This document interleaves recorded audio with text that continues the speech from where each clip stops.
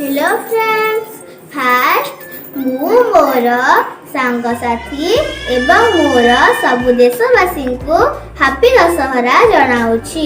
दशहरा पर्व कहीं पालन करा जाए से विषय मु किछि कहबाकू जाऊँगी। मो वीडियो को इग्नोर न करी देखंतु एवं भल लगिले सब्सक्राइब करंतु। चलंतु दशहरा पर्व विषय किछि कथा हेबा। पुराण जुगरे महिषा नामक एक असुर देवता मानकु एवं लोक मानकु बहुत हैरान करुथिला।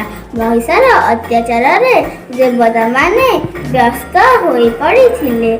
एही समय रे देवता माने माँ दुर्गा को आवाहन करी निजर दुख जणाइले।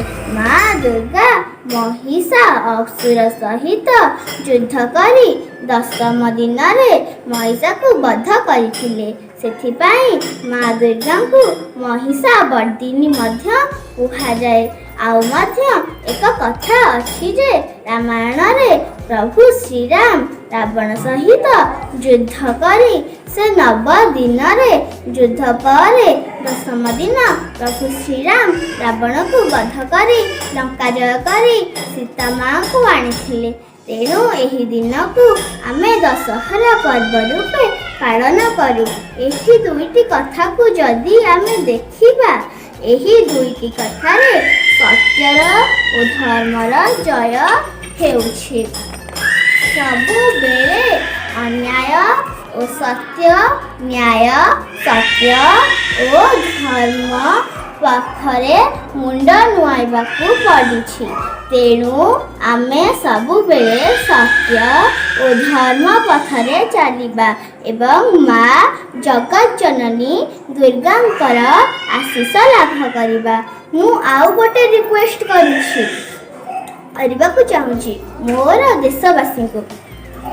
मंडप तो बहु आडंबर साज सजारे दुर्गा को पूजा करुछे, किंतु जेउ माँ दुर्गा आमको जन्म देइछि से परिणत बयस रे काहींकि आमर अदरकारी हेई जाउछि एवं जेउ छोट कोमल मती दुर्गा माँ गर्भरे बढ़ुछि सेतेबेले से काहींकि बोझ पालटी जाउछि।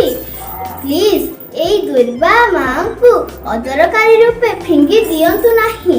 एमानकु सुंदर भाबरे घरे सजाई रखंतु।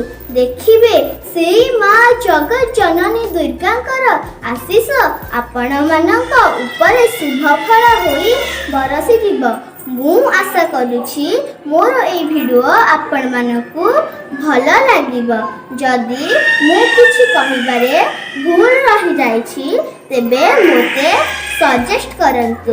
Happy Durga Puja and safe Puja. Thank you everyone.